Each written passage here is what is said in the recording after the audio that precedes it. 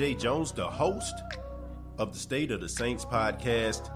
And I want to let you know that the State of the Saints podcast is brought to you by Manscaped. Over 2 million men worldwide have joined the movement for all their below-the-waist needs. Engineers for the last 18 months have perfected the greatest hair trimmer ever created, the Lawnmower 3.0. The third-generation trimmer features a cutting-edge ceramic blade to reduce grooming accidents thanks to their advanced skin-safe technology pioneered by Manscaped.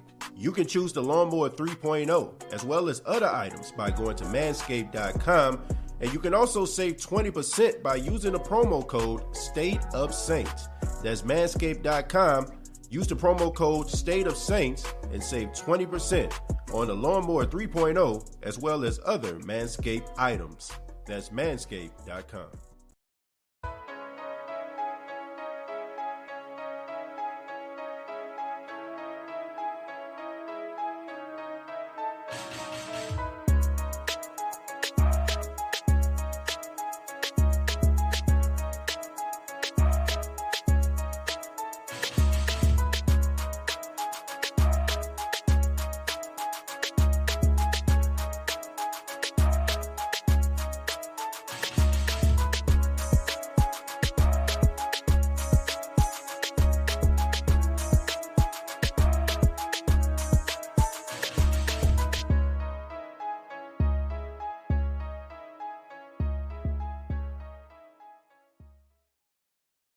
Hey, what's going on, Who Dat Nation? It is yours truly, TJ Jones, the host of the State of the Saints podcast. And thank you so much for checking out the State of the Saints podcast, where we talk New Orleans Saints. And on this edition, we're going to be talking about the New Orleans Saints and how they restructured some of their key players. They restructured their contracts in order for them to get out of the cap issues that they're dealing with. We're going to talk about some of the players. And also, I'm going to be talking a little bit about a former New Orleans Saint that hit me up. And now we're going to have a little sit-down interview. I'm going to let you all know about that. But thank you all so much for checking out the State of the Saints podcast, brought to you by Manscaped. And thank you all so much for spending your Sunday afternoon with yours truly. And I hope everybody had a good weekend. You know, my weekend was really good, man. We got my alma mater, the Jackson State Tigers, knocking off the Grambling Tigers, man. Grambling losing their first home game since like 2012. And Jackson State Tigers got it done, man. Shouts out to Coach Prime, Deion Sanders, man. Got the Jackson State Tigers playing their best, man. They tried to take it away from my squad, man. They tried to take it away from them, man, but they took it right back. So shouts out to the Jackson State Tigers, 2-0 record right now. And I know a lot of people out there in Jackson are riding high. But let's go ahead and talk about the New Orleans Saints and some of these restructured deals. If you looked at the news on yesterday, the Saints restructured the deals of Demario Davis and Cameron Jordan, two guys that are definitely captains and leaders of the New Orleans Saints team. So they're leading by example by restructuring their deals. And, you know, they cut the salary cap down to about 42. Okay, they still are like $42 million over the cap. They already restructured the deals of Will Lutz and Davion Yamada. They cut Josh Hill and also Jared Cook. So the Saints are slowly starting to plug away. And it seems to me that it seems like everybody wants the New Orleans Saints team to just kind of crumble in the process. Like, when everybody was talking about how they were hundreds of millions of dollars over the cap, what are they going to do now? How they're going to be able to keep this team together? And all of a sudden, you see Drew Brees take a significant pay cut. Then all of a sudden, you see Davion Yamada taking restructuring his deal. Then you seeing Cam Jordan restructuring his deal. You seeing guys like willing to restructure their deals in order to bring guys back. And it still seems like people just want this team to try to dismantle. Now, the narrative is, well, how they're going to keep some of these younger guys that was a part of this 2017 draft. That seems to be the narrative now. I've never seen so many people try to do so much to try to make a team implode, right?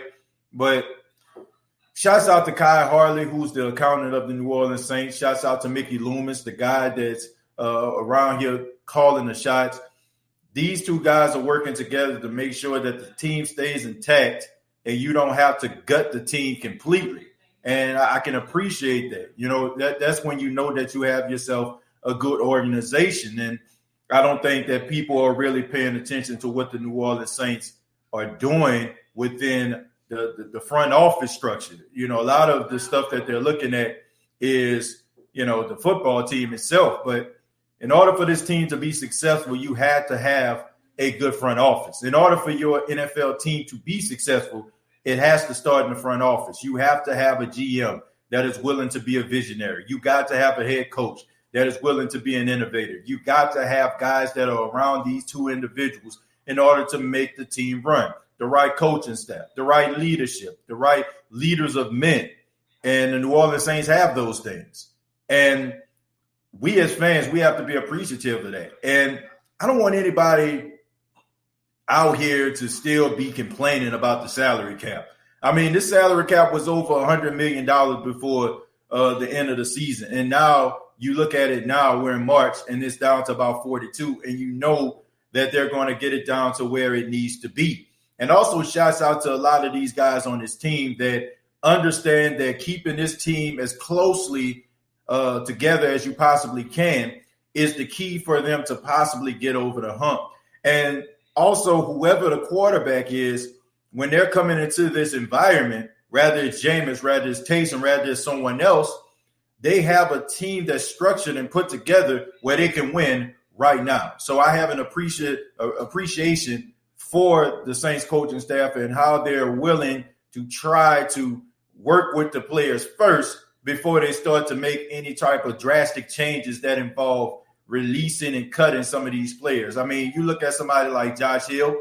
Yes, he's been with the team for a very long time, but it's not like Josh Hill by losing him. And no disrespect to Josh Hill, he was an incredible tight end as far as blocking and being a contributor to the team. But it's not like you can't go out here and get someone else that can do what Josh Hill was doing. Also, the same situation with Jared Cook. You actually have that in-house. Well, the Saints believe they have it in-house. They have it with Adam Troutman. So all you have to do is try to possibly find someone else, maybe someone on a veteran deal that can give you the same type of production Josh Hill gave you. Some solid blocking at the tight end position, right? And also a guy that can catch the passes in the red zone.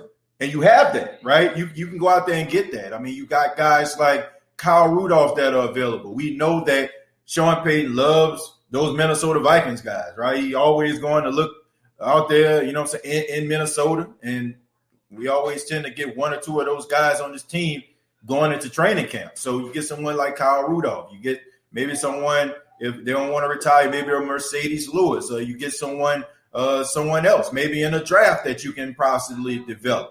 You know, somebody that probably got those blocking skills right now and that can, you know, develop into something a little bit more. But whatever it may be, whatever the case may be, the New Orleans Saints have the right pieces in place, right leadership, and right leadership in the front office as well as on the team. So I can appreciate that. But I want to say thank you all so much once again for being a part of the podcast. And right now, I'm going to go to the comments, and I encourage each and every one of you, feel free to comment. I mean, you can talk about this or you can talk about any other Saints-related topic. This is what this show is all about. We're the most interactive New Orleans Saints podcast that you're going to find out there on YouTube, Spotify, iHeart, wherever you get in this podcast. We're very interactive here. So if this is your first time being a part of the State of the Saints podcast, hopefully it won't be your last, and hopefully you enjoy yourself, man. So sit back and enjoy it. So let's go ahead and start at the top here. Well, let me go ahead and start with the donation. Thank you all so much for those that donate throughout the show, making this show what it is, helping this show grow and develop.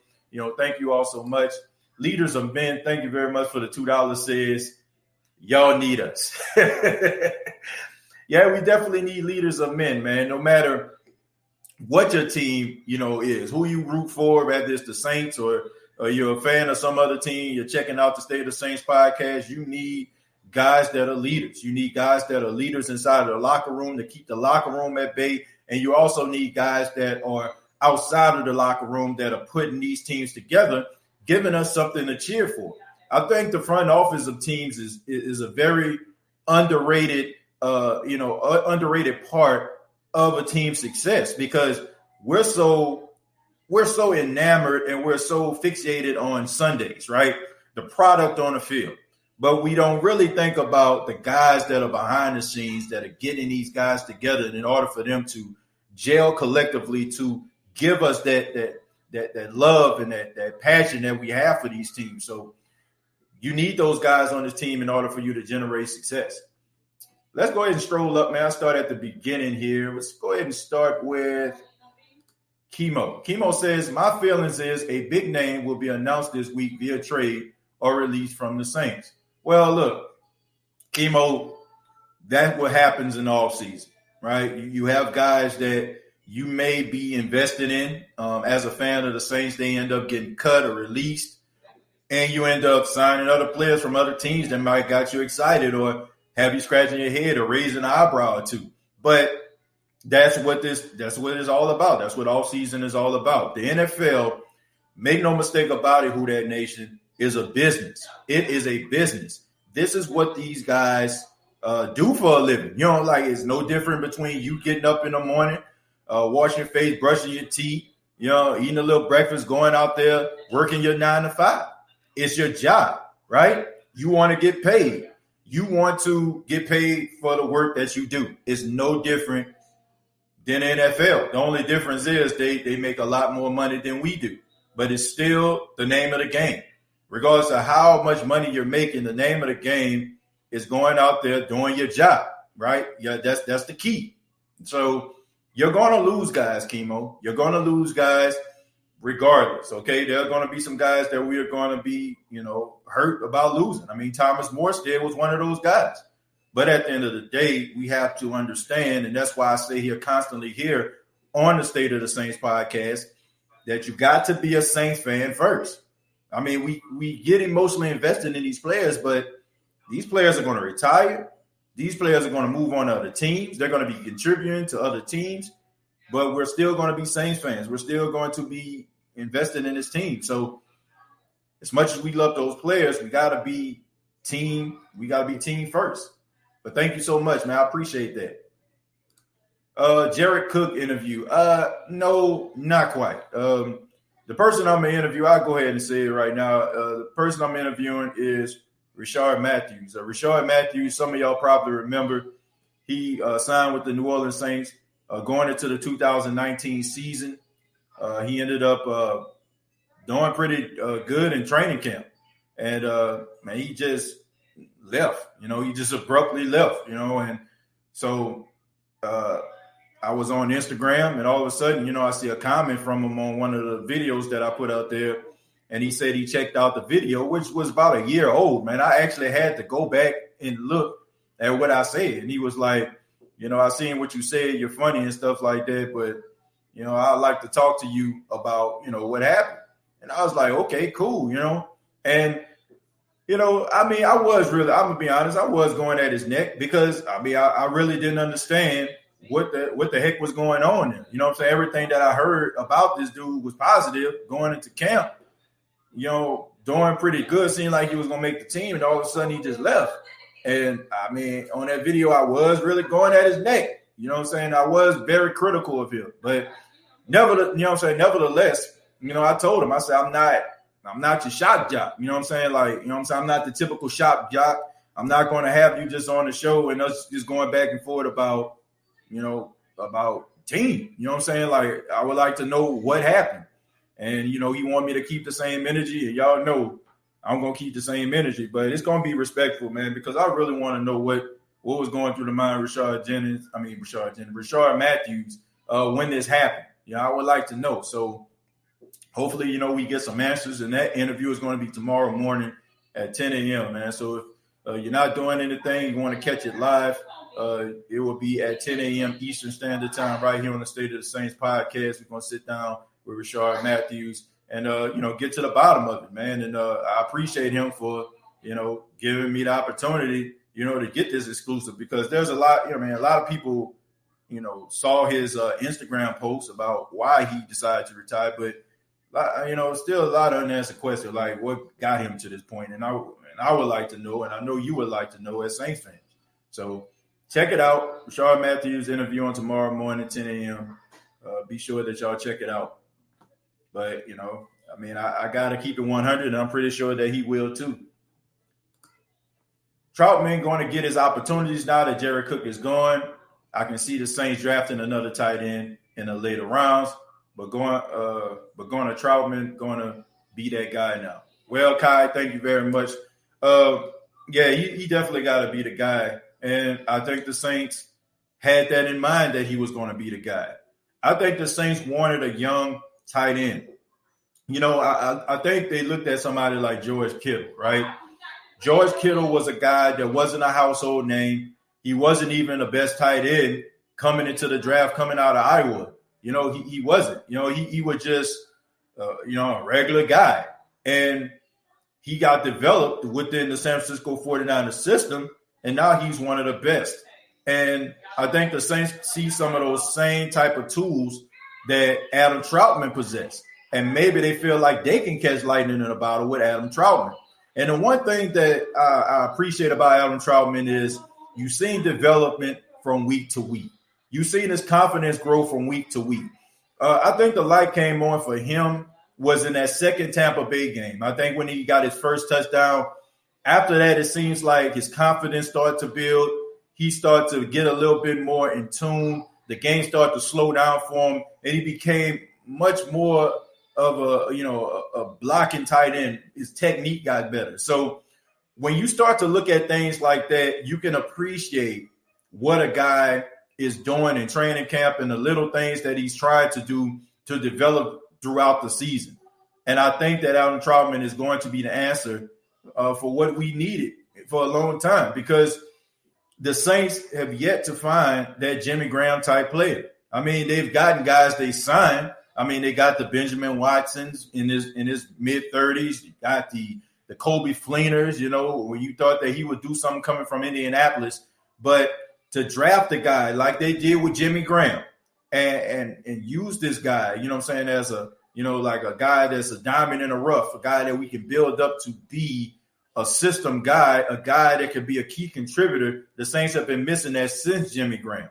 So hopefully Adam Troutman can fill those shoes and we can get some production, not the wavering production where it's 1 year production, then all of a sudden you fall off the face of the earth like we've seen some of those other guys that they signed. Adam Troutman can possibly be that guy. So hopefully the Saints have shown him by releasing Josh Hill and Jared Cook that they believe in his ability and they want to show him that he is the guy. And, him coming out of Davidson, he was a guy that was unheralded. A lot of people didn't know that much about him. And you had to go out here and do your due diligence. But everything that I seen showed me that this guy has great upside and he has all the tools to be mentioned among some of the best tight ends in the league. He can be that Kelsey. He can be that Kittle. He can be that guy for you. So hopefully the Saints have caught lightning in a bottle with Troutman, and he can be one of those guys that we know that we can trust and one of those guys that we end up rooting for years to come. This message is for the non-millionaires out there. Stimulus checks are coming. Well, Mario, I think a lot of people are excited about that, especially those out there that are struggling right now. I understand that, they're rolling out vaccines. People are taking vaccines and stuff like that. A lot of these states are opening up at 100%, but that still doesn't negate the fact that you have a lot of people out here still struggling, have lost their jobs, still trying to find ways to pay the rent and are months behind in their bills. So, a lot of people would be happy to receive that stuff. Don't know why Bucks did cut no one yet. Well, I just think the Bucks right now probably riding on cloud nine. You won the Super Bowl. People are still excited about it. They probably just want to celebrate it a little bit longer, and they'll probably go back to work. You'll see cuts soon. Grown Man Business says, I believe there are going to be a lot of high-profile players around the league getting cut in coming weeks. Yeah, you're probably going to see that, but a lot of these teams, they want to make sure that they dot all the I's and cross all the T's before they make any drastic decisions, right? It's like, I don't know, man. It's like if your house is about to be foreclosed. You know what I'm saying? Knock on wood that never happens to anybody. But it's like if your house is about to get foreclosed, right? And you don't want your house to get foreclosed, so you're going to try to do everything that you possibly can to try to get enough money, you know what I'm saying, trying to make some things move in order to not allow that process to take place. Same way with some of these teams. You know, you're trying to go out here and try to find all the little ways that you can possibly try to cut down on some of the spending, and in order for you to keep some of these key players that you need. And if it just so happens that you get to the bottom and you still have to, let someone go, it won't be as significant. It won't be as horrible. Some teams, when they didn't have the right, front office, general managers and what have you, they let a lot of players go because these guys didn't take the time out to try to figure numbers out. They didn't take the time out to try to put the best analytical guy in the front office to help them to, facilitate some of the moves. So if you got the right GM, you got the right analytics guy in there, I mean, you can make some moves so some of the cuts won't be so significant. You can end up cutting maybe a few guys instead of just a multitude of guys. So you have to have smart people on your team. In fact, TJ, you got to understand the business of the NFL. Absolutely. I just think as fans, we get so emotionally invested, right? We get so emotionally invested in players. Like we fall in love with these players, right? We follow them on social media. We feel like we actually know these guys. But, Thomas Morstead said in his video, he said, people tell you to treat it like a business, instead of, just falling in love with the actual team, because the NFL in so many ways stand for not for long. I don't care how good you are. I don't care how great you are. You are a ACL tear, a significant injury, a concussion away from possibly not being in the National Football League again or being on someone else's team. You can have all the talent in the world, but if you're not producing, then you're going to get cut, right? You can be up in there doing all the right things and still get cut or still get traded, because that's just the way that the NFL does. So as fans, now let me make sure that I'm making this clear, right? I don't want to see any NFL player get robbed or cheated or anything like that by an organization. I understand it's a dog-eat-dog world. It is corporate America in some ways, and we all know that billionaires are going to look out for their own self-interest. We don't want those things to happen to these players where, these players are asleep, they wake up and they find out on NFL Network that they got cut just like we do. I feel like if a guy is giving his all, you owe him a phone call, instead of not even a text message, because I feel like in some ways text messages are impersonal, right? You know what I'm saying? It's not like how you text your wife or your husband and tell them you're going to be home soon or pick up some green beans from the store. But these are people that you probably drafted, you brought into this organization. These guys have put their bodies on the line. You owe them a phone call, right? So if they're doing stuff like that, I don't agree with it. But at the same time, I understand that it is a business, and these guys should understand that too. And you should as well. And you should be a fan of the team first. You should be because think about this, man. Like if you've been a Saints fan long enough, right? Even since 2006, there's been a lot of changeover. You remember like Marcus Colston used to be here. Devery Henderson used to be here. Robert Meacham, Darren Sproles. I mean, how many of these guys were like household, favorites? Like Darren Sproles when he came here from San Diego, and how much excitement he gave us, and how everybody was cheering for this guy. And all of a sudden he goes to Philadelphia. But at the end of the day, you're still a Saints fan, right? You want to see him succeed in Philly, but if the Saints play Philadelphia, you want Darren Sproles to have one of the worst games possible. Team has to be first. That's the way that we have to think as fans. I want those players to be successful, go on to be successful. If they win a Super Bowl with another team, or they become a All-Pro or Pro Bowl, I would be happy for those guys because, they probably started their career or made a stop in New Orleans. But you got to be team first, people, because this team is going to change so many times throughout your lifetime if you stay a Saints fan that long. Troy says, yeah, or draft, but bring Breeze back to mentor him. No, look, Troy, I am not in the business of bringing Drew Brees back in any capacity. We need to let Drew Brees go. I'm going to say that again. We need to let Drew Brees go. Stop trying to make Drew Brees, in a part of this team. You know what I'm saying? If he retires, let the man go. It is time for Drew Brees to go. So why we keep on holding on to this guy? You know what I'm saying? Like, this guy has given us every single ounce that he had. And we are still holding on to this guy because we are afraid of the future. I'm going to say that again. We are holding on to this guy because we are afraid of the future. If you've been a Saints fan as long as I have, you have seen some mediocrity and some downright stinkers throughout the years. And in your mind, you're thinking about that subconsciously, like if Drew leaves, then we're going to go back to obscurity. But I trust this team. I trust these coaches. I trust this front office. I trust these guys to put the right guys in place for this team to be successful. And you should too. And we appreciate everything that Drew Brees has done. See, this is where the argument comes from. People just think because you're on the side of Drew Brees retiring, all of a sudden, like you just, oh man, you don't like Drew Brees or you're a Drew Brees hater. No, I'm not a Drew Brees hater. I appreciate Drew Brees. I'm appreciative of what Drew Brees has brought to New Orleans. But I also can see that production has decreased throughout the years. I understand that playoff play has been sketchy at best. Bye-bye, Packy. That'll be there in a minute, all right? Packy was trying to make his cameo. My wife wasn't having it. But anyway, man, when people be on the side of, Drew Brees, like all of a sudden, like if you don't say something positive about him, all of a sudden you just forget about all of the good things that he's done. That is not the case.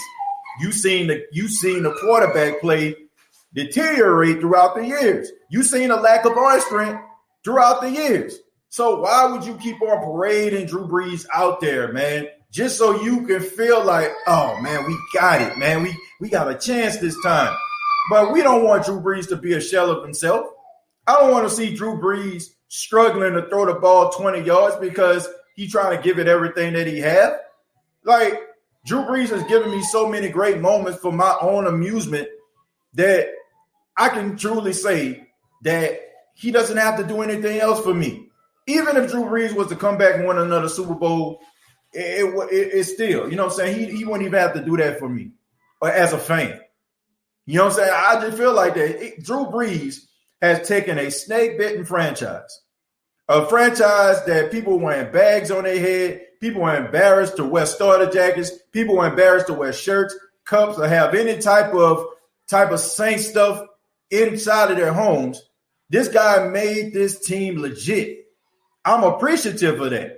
But I also understand that, once again, back to the topic, I believe in this team. I am a Saints fan first. That's just the way that it is. And anybody out here that's still holding on to Drew Brees, still saying that he needs to come back, that is for your own selfish reasons, because anybody that can analyze football, anybody that can take the time out to put a DVD in, you know what I'm saying? If you still got that Super Bowl 44, Road to the Championship DVD, put that in and then put in the last couple years. If anybody can analyze any type of football, you will see that there is a huge drop-off between the Drew Brees that we seen back in those days and the Drew Brees now.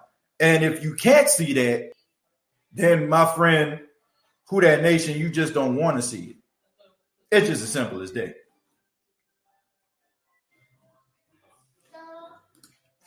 Brandon says he's probably still dealing with the rib injury. I don't know exactly what he's dealing with, but I just don't want to see it. I just don't want to see it. TJ's wife says, baby, could you pick up some green beans from the grocery store? I forgot them.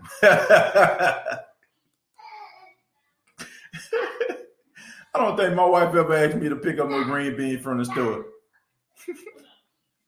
I don't think he ever asked you. I don't think she ever asked me for that. Have you ever asked me to pick up green beans from the store? She nodding her head. She said no. Lavelle says Jameis Winston should be our starting quarterback. Yeah, what's going on, Val, man? Shouts out to my boy Lavelle. Then shouts out to Carver High School in the building. Yeah, man, look, Jameis Winston should get opportunity, but look, if they can get the numbers right, I mean, I'm pretty sure that the agent that he has is showing that trick play to every GM in the National Football League right now that needs a quarterback.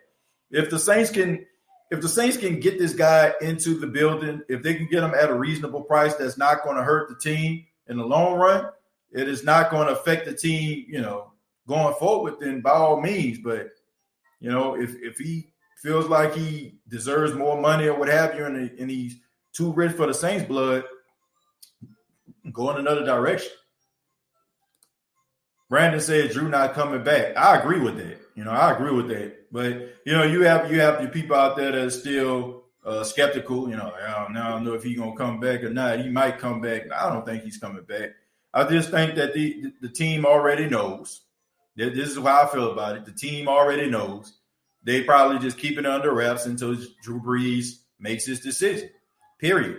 You can put 2 and 2 together. Guy takes a $23 million pay cut to bring his salary all the way down to $1 million. Why would he do that? Right? Why would he do that? Why would he restructure his deal all the way down to $1 million? Like, sometimes you just got to put 2 and 2 together. And sometimes, like, things are like right in front of our faces. Can we bring Quan back at a cut rate? Raymond, that's a good question. It all depends on Quan Alexander. Quan Alexander is a great talent. He has great ability. He has great skills. He's a guy that's instinctive. He can get to the football, and when he does get to the football, great things happen. Right? There's a forced fumble, a tackle for a loss. He's all over the field, and he was a little bit of a spark on the defensive side of the ball that we needed, and it also opened up a lot of opportunities for Demario Davis. But here's the caveat. When you still believe that you can contribute in a big way, and you feel like you deserve big money, because it's like $13 million I think the Saints will owe him if they keep him on the books, then, like maybe you want to go somewhere else. But if Quan Alexander enjoyed his time in New Orleans, there are whispers out there. I got to backtrack. There are some whispers out there about Quan Alexander. Great talent, but can't stay healthy. This is like Sean Lee type territory we're talking about here. Y'all know Sean Lee, Dallas Cowboy, been a Dallas Cowboy all those years. Sean Lee in the game, magic happened. When he was like younger and when he was on the field, you can say he was one of the best linebackers in football. But a hamstring, an Achilles injury, a torn ACL, and all of a sudden, now it's like you're good, but we'll never see that because you're never on the field. Quan Alexander has shown some great moments, especially when he was in Tampa, to get him out there in San Francisco. But throughout his career, he's been injured, and teams want that productivity. They're willing to pay for it, but they want it game in, game out. They don't want it game in and then not this game, but this game, and like, nah. So I don't feel like, if he's willing to renegotiate his contract, then yeah, by all means. I would love to have him back. But if he's trying to get it at that same deal, then I'm not a fan of it. Kirkland says it's time now. People still want Drew to come back. I don't see how you sit there and watch how Drew played the last few playoff games and say we need him back. That's true. But see, that's the thing. Like people look at the decision making. People look at how he can just get the ball down the field. He's still, to me, the greatest 2-minute quarterback I've ever seen in my life. But look, you're handicapping the team. You're handicapping the team because they have to play to your strengths. I want people to understand this, man. When you bring in a franchise quarterback, if your quarterback has great arm strength, Let's just look at Kansas City, right? Let's take a look at Patrick Mahomes. Patrick Mahomes is an incredibly talented quarterback that can make all the throws. This guy can throw a 60-yard bomb on his back foot because I've seen him do it. But who does he have around him? He has speedy guys. He got Tyreek Hill. He got Nicole Hartman. You know, he got guys that can get vertical, right? Because he can air it out. And those guys can get under that ball and catch it. When you have a quarterback in a franchise, the things that he does well, the team builds around him. That's how their wide receiver corps is structured. If you have a quarterback that is really just an instinctive, timeable quarterback, what you have on your team is a bunch of guys that can run crisp routes, pristine routes, you know, on time. You know what I'm saying? Like, as soon as you hit that 5 yards, snap. You know what I'm saying? You making that cut. As soon as you hit that 10 yards, boom, you're going to the sideline for that out. Teams build around that. But what happens when your team starts to develop, when the organization understands that you're in the twilight of your career, so they start to build around you leaving, and now you have people like Traquan Smith who can possibly get vertical, who can't, because the things that he does best, the thing that he did at Central Florida, he can't do because now he has to focus so much on staying in and staying close. And maybe he's not one of those guys that can win every battle off the line of scrimmage like Michael Thomas can. So then, you know what I'm saying? Maybe he's one of those guys that got to get vertical. You start limiting guys like that. We as fans start second guessing guys because of this.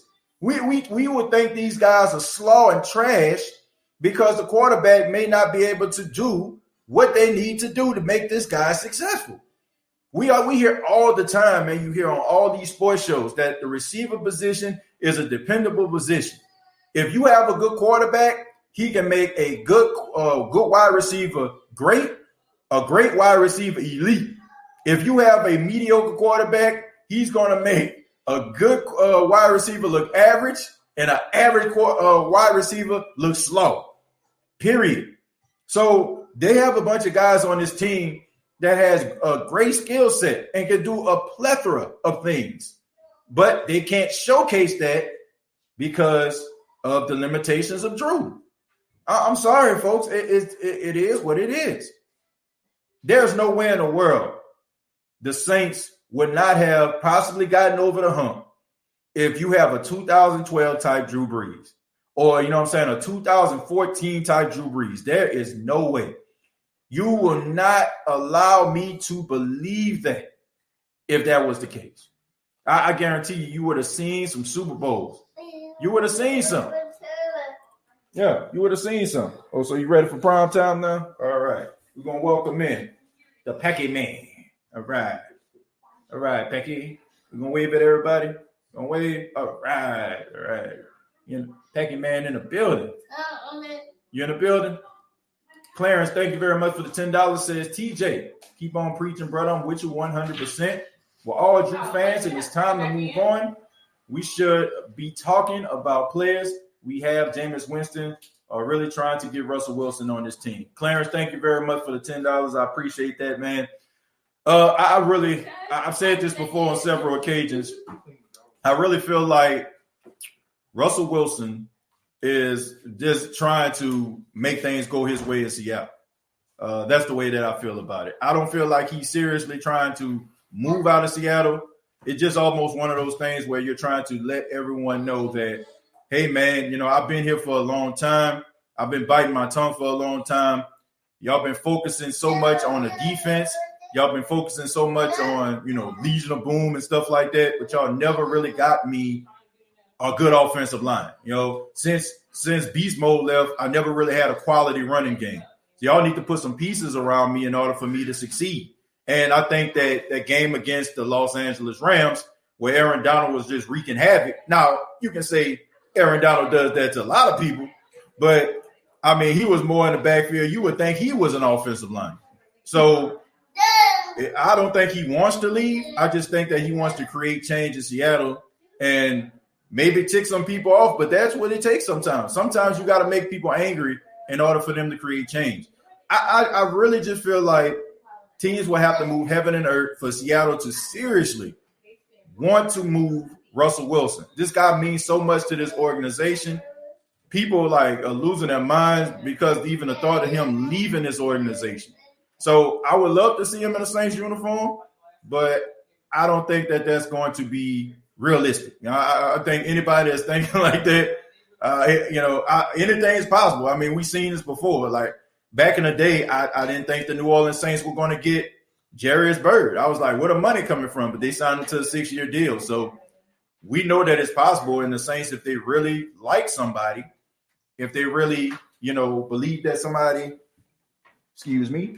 all right, if he really believes in somebody, the Saints organization, they're going to pick him up, man. So, yeah.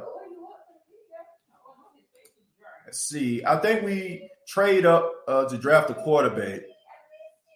I don't know if we're going to trade up to get a quarterback. If we do, it would have to be somebody that the Saints organization is really in love with. Like, you're not going to get Trevor Lawrence. I mean, look, Jacksonville that came out there and photoshopped a picture of him in a Jaguar uniform.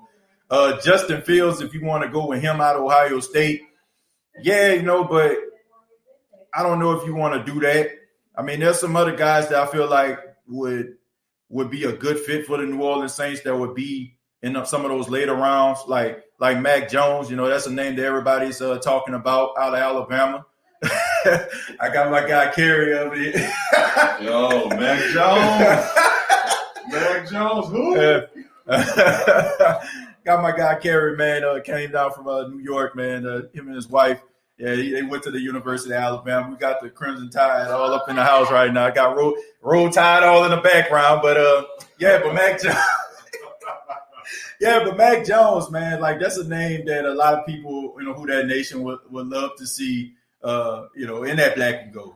And also Jamie Newman, man. Jamie Newman was mentioned on this show a couple times. The quarterback out of Wake Forest who transferred to Georgia, didn't play. Guy that's kind of raw. You probably need him to sit on the sidelines. But I feel like the New Orleans Saints want to go and get Jameis Winston on his team and maybe like get someone like, believe it or not, like Alex Smith, as his backup and maybe get Taysom or something like that to do his Swiss Army role. But I don't think they're going to move up. I really just don't believe they're going to move up to try to draft a quarterback. Official Young Noodle said, TJ, why are you looking up? I'm looking up because I got my computer connected to my television. My television is mounted on a wall. So I'm actually looking up at you all's comments. So that's the reason why I'm looking up. I know it looks weird because I'm actually looking up, at the TV screen. So I need to make sure I see you all's comments, right? Got it on my 75-inch TV. That's why I'm looking up. I'm going to share this. Is it all right? Nah, I mean, look, feel free to share. I appreciate you sharing the video. Thank you so much. Yeah, but that's why I'm looking up, man. So I know I didn't announce it at the beginning of the show. Yes, you beat Grambling State on a goal line stance. Yep. I mean, but it shouldn't even been that close, man. The Jackson State Tigers had a go-ahead touchdown. They were on their goal line to meet the guy across the plane. All of a sudden, Grambling talking about the guy, they forced a fumble. The referees looked at it. I mean, the play was just so convoluted. You know what I'm saying? Like you're not going to be able to see if the guy fumbled or not. So it was inconclusive. But I mean, karma is, you know what? They go down the field. I'm talking Grambling. They get down to their goal line, and history repeats itself. So shouts out to Jackson State beating Grambling. First time Grambling lost in Grambling, Louisiana at home since 2012. So shouts out to the Tigers. Hey, TJ, what if Winston signed with another team? That means Taysom is the starter. Not good. What will the next move be if that happens? If that happens, look, if that happens, then the Saints will probably try to call up Carolina and try to see if they can get Teddy Bridgewater. If Teddy Bridgewater isn't going, that would be one option. Another option would be to have Taysom Hill, but also bring somebody in, maybe like an Alex Smith, to compete with him. in camp. And the third option would be for them to draft a quarterback early in the NFL draft. But I just think that the Saints are still talking to Jameis. But the only thing that concerns me about this is, how does Jameis feel with all this talk about Seattle? And the Saints did call up Seattle. There's no ifs, ands, or buts about it. They called up Seattle and asked, what would it take to get Russell Wilson? So if you're a free agent quarterback and this team is talking about, you're up next, then all of a sudden, you're hearing that they called up Russell Wilson. You're like, man, what's up with that? So who knows? Who knows? Kai says other teams are pursuing Winston as well. If the Saints don't resign him, what's plan B? Taysom Hill, don't get me wrong. He's a great athlete, but he's not ready to be a starter. I think that Taysom Hill can win you a few games, but not like a whole stretch of games. Like I think that the Saints had a lot of breaks when he was the starting quarterback. First off, you had the Atlanta Falcons who couldn't stop traffic. Their defense was horrible, so he had that break. Then you went out there to Denver and they had a wide receiver playing quarterback because everybody in their quarterback room got COVID, or they got close contact. So that helped them. And then they played Atlanta again. And at this time, like we already know that the Atlanta Falcons are a train wreck. So you had a lot of things that bounced his way. And I think in Philly, that's where the rubber met the road. You had a lot of guys in Philadelphia who weren't really fans of Carson Wentz. And you can tell the way that when Jalen Hurts came into the game, how they were blocking for this guy, how they were encouraging him on the sidelines.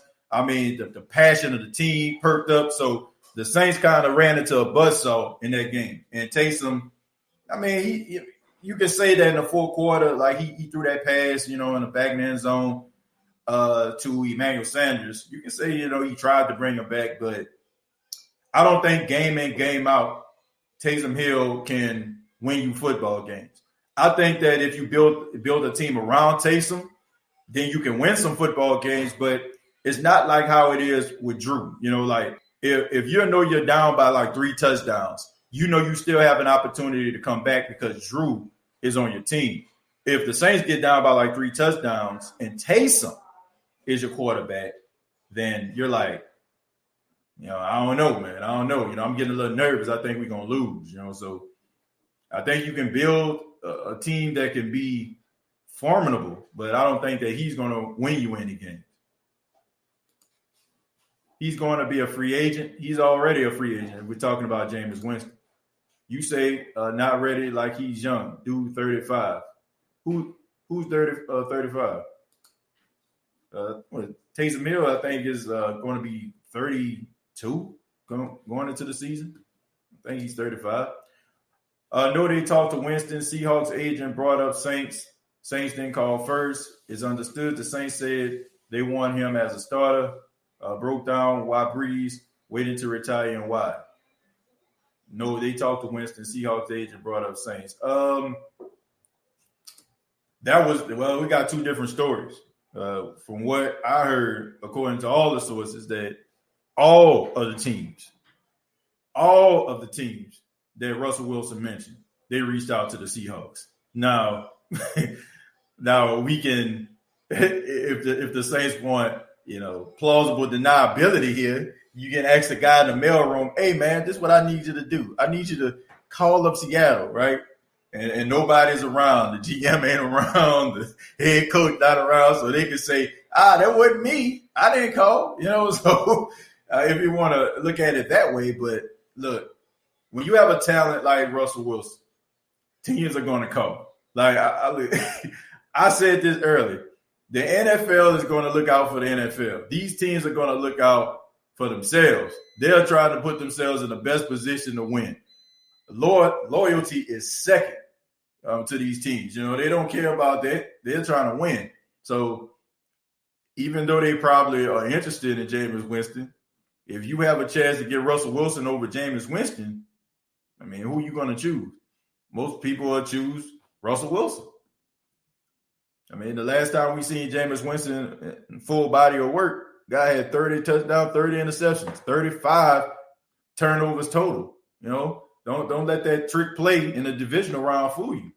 You know, I mean, he still has a lot of work to do. He still has to prove himself.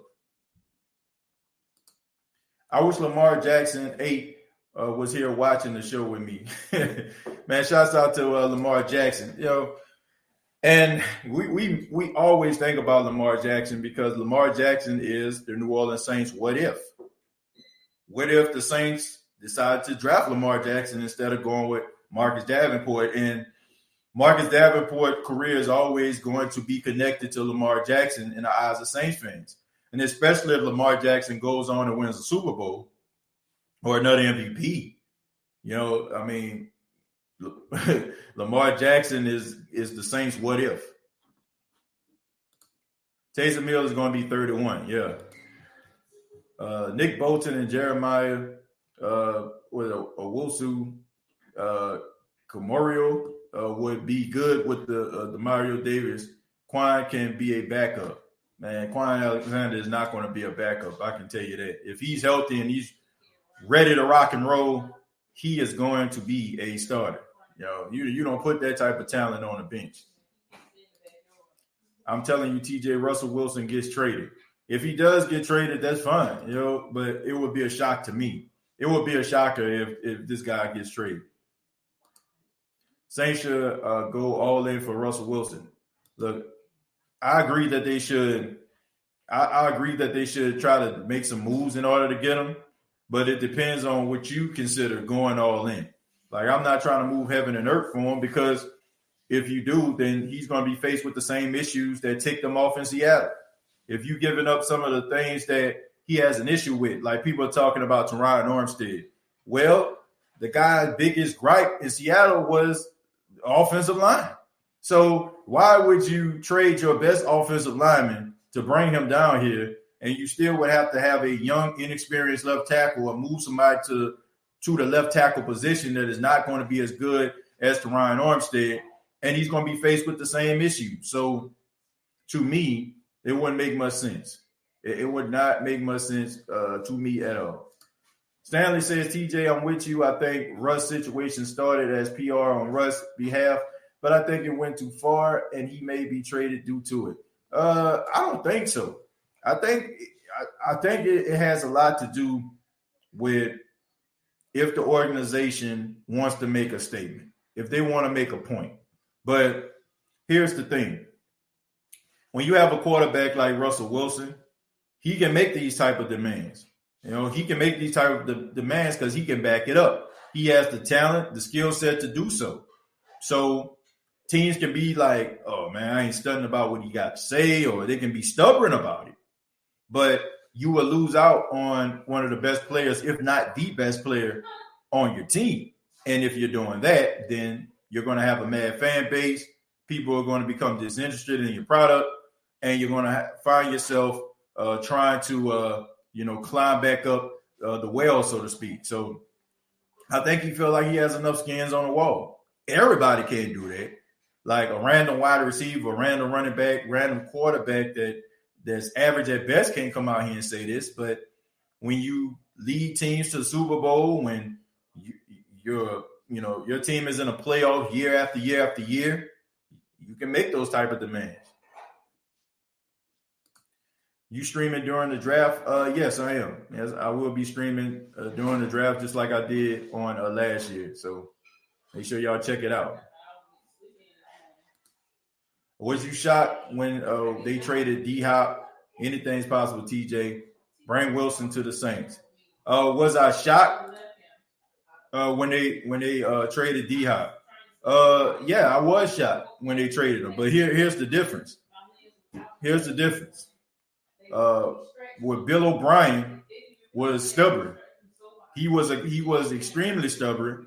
He wanted to be Bill Belichick. You know, keep in mind, this guy's from that Belichick coaching tree, right? Where everybody's expendable. No matter how good you are, you're expendable. And the thing about it was he doesn't have the mind frame or the smarts of a Bill Belichick, right? Bill Belichick will trade a player, but he'll get like a first-round pick, and that first-round pick might turn into something like super solid for the team. Like he building up draft capital. Bill O'Brien was a lame duck coach, in my opinion, in the first place. Didn't know why he stayed with the team that long. Team was going to the playoffs, but to me, I just feel like it wasn't because of him. Anytime they got into the playoffs, I mean, he got exposed as a lame duck coach. And on top of that, he ends up taking his team to the playoffs.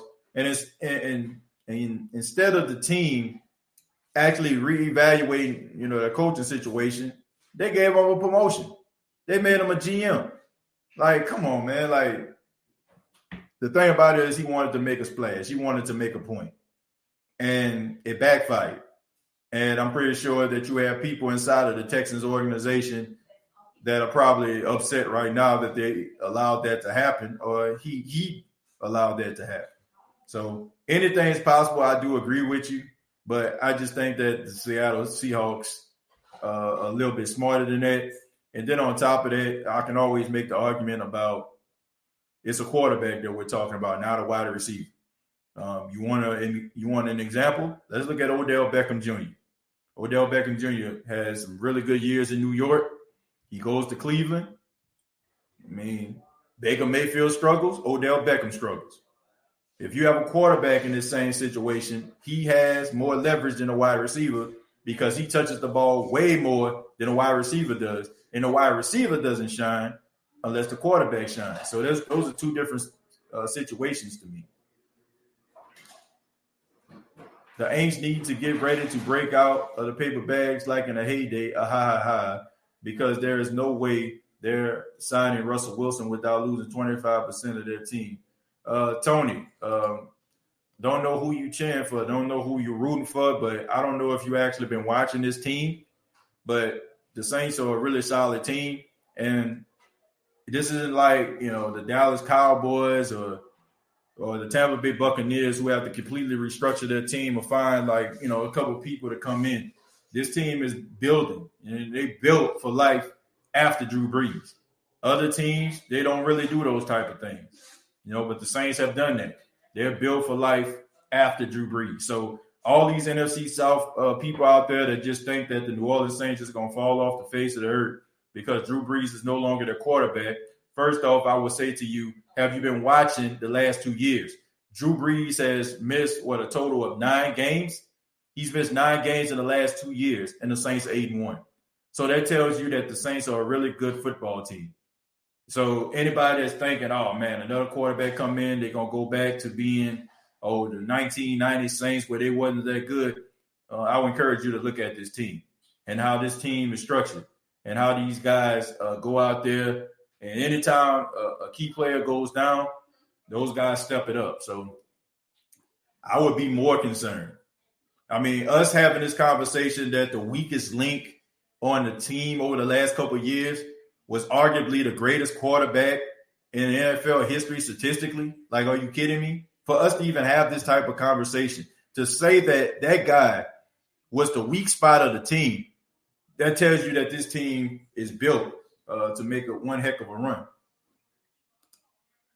What's up, TJ, bro? Who that? What I missed? I am sorry I'm late, man. You missed quite a bit. Man, we just talked about the Saints restructuring contracts. We just talked about the draft.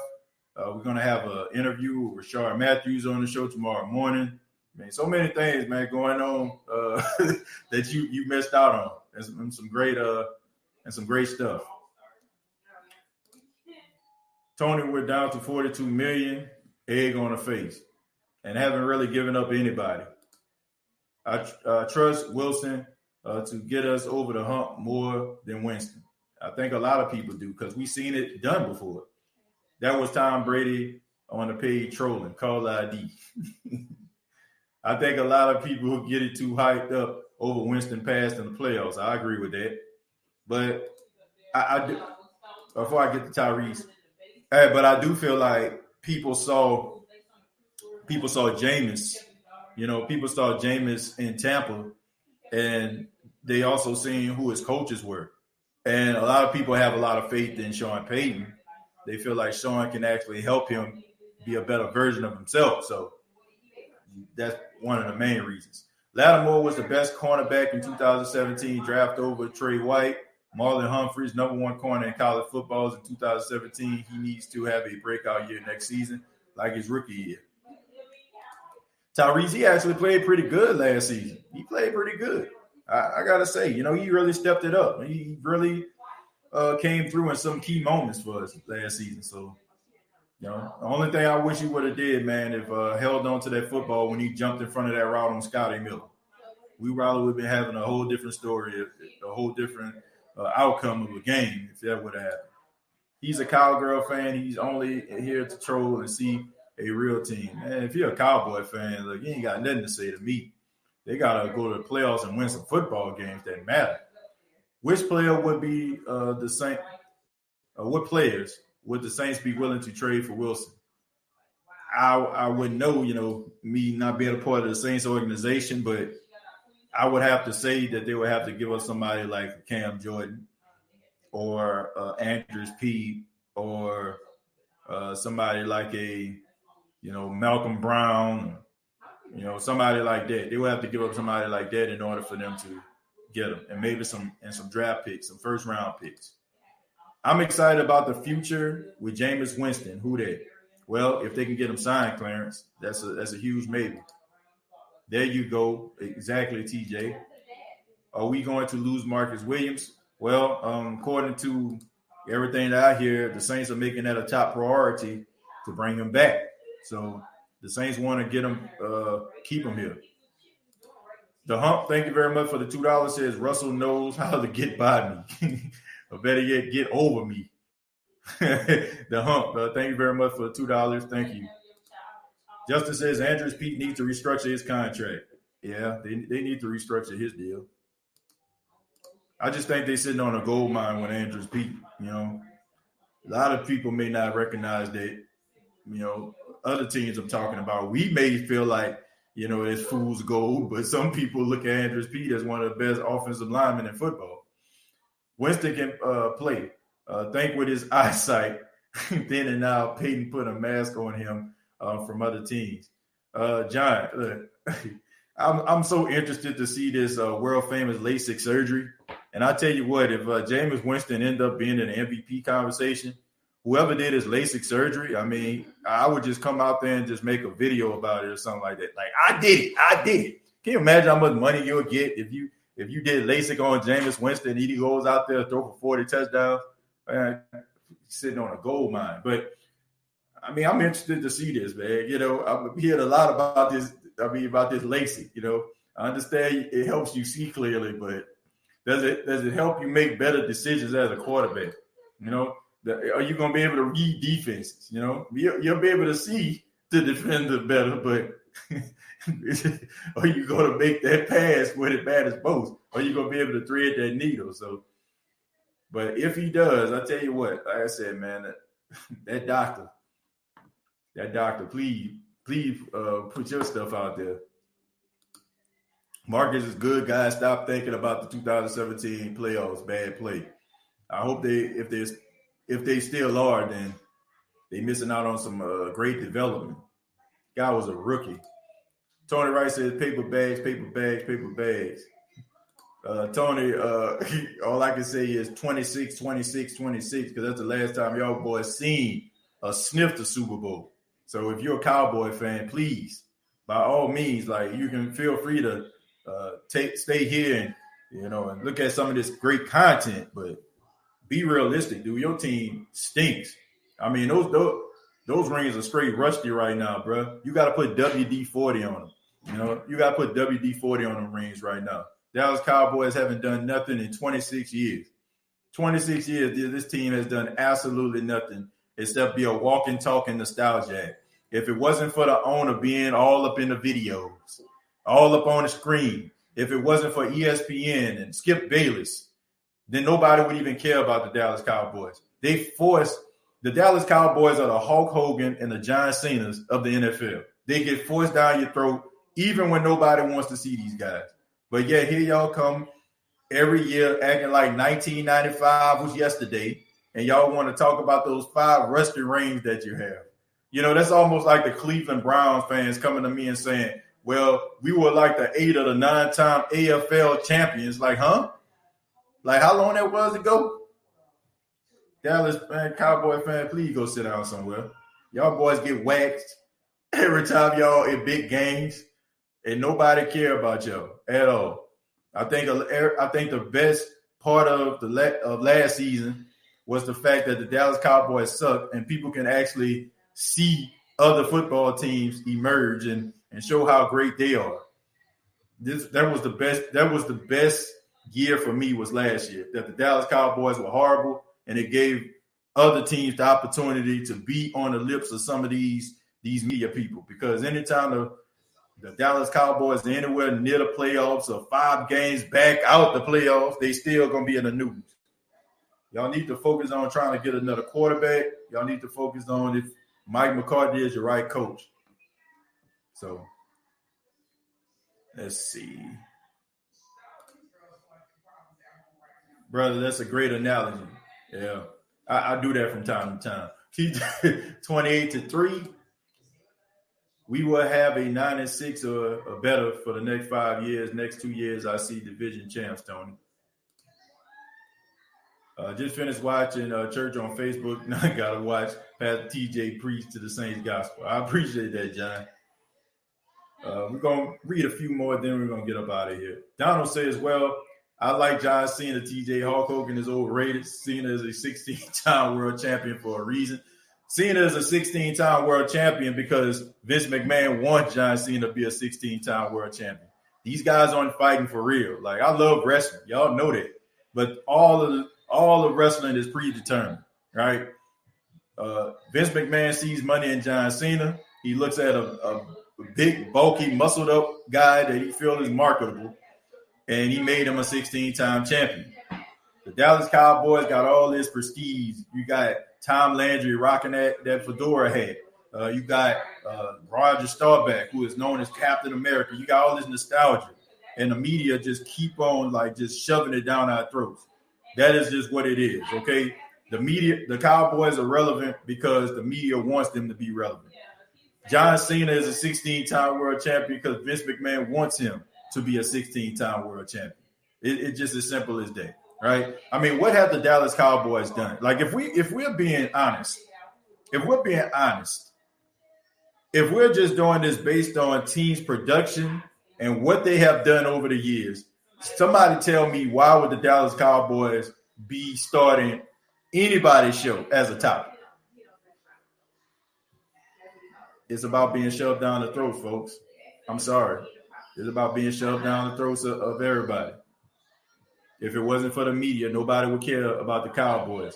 And don't give me that stuff about the media talks about them because people want to hear about them. Give me a break. The media puts out there what they want people to follow.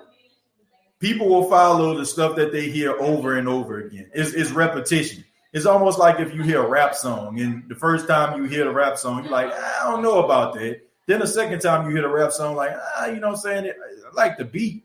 You know what I'm saying? And then all of a sudden, like, you hear that rap song over and over again on the radio, like in passing, inside of a restaurant, passing somebody in a car, they're listening to it. Eventually, it's going to be in your mind. And then all of a sudden, you're going to do two things.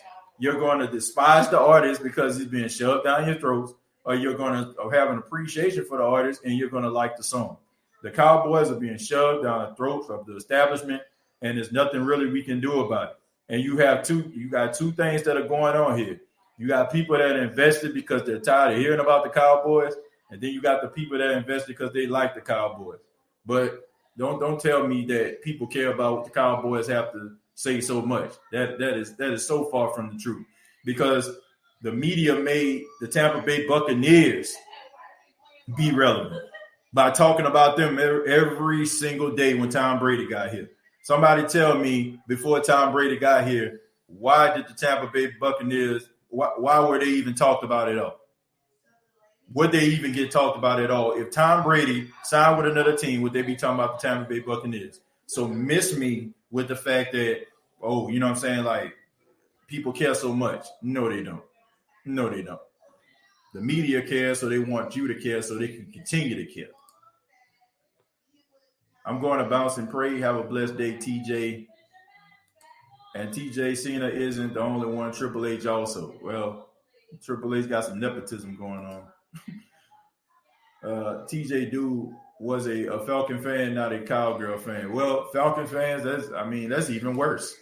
That's even worse. That's even worse for me. Like, Falcons, man, the choke artist of the decade. Man, what they gave up a 25-point lead in the Super Bowl, gave up big leads the first 3 weeks of the season. Like, give me a break, man. Like, seriously. You know, like, it's almost to a point I'm kind of tired of talking. Like, it's nothing a Falcon fan can tell me, you know. Like, they having some issues right now that they need to fix. They got some things that they need to settle. So them talking about the Saints is laughable. And the Saints win a couple more games, then they ain't going to even have their overall record to hold over the heads of the Saints.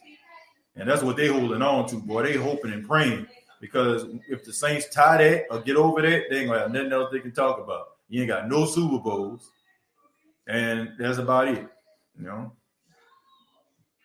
And if you're a Falcon fan, that's even worse. My goodness. What kind of money Lattimore might ask for, TJ? I don't know, man. I don't know what kind of money you ask for. I'm assuming probably something like, I'm thinking maybe like about 10, 10.5, 11.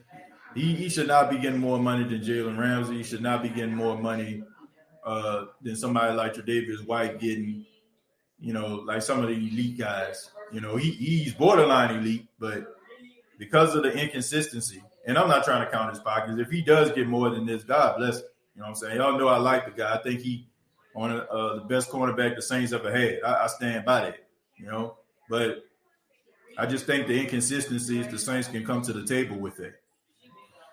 But I want to say thank you all very much for checking out the State of the Saints podcast. And the State of the Saints podcast is brought to you by Manscaped.com. Look, check this out. St. Patrick's Day is just around the corner, March 17th. And if you want to get lucky, all you have to do is check out Manscaped.com for all of your grooming needs. They have some great products. If you go to Manscaped.com, use the promo code State of Saints. That's all one word, State of Saints. You will save 20%. And there's also free international shipping. So once again, go to Manscaped.com, promo code State of Saints, and you will save 20% off. It doesn't matter if you buy an item for $8, $6, or $100, you will get 20% off.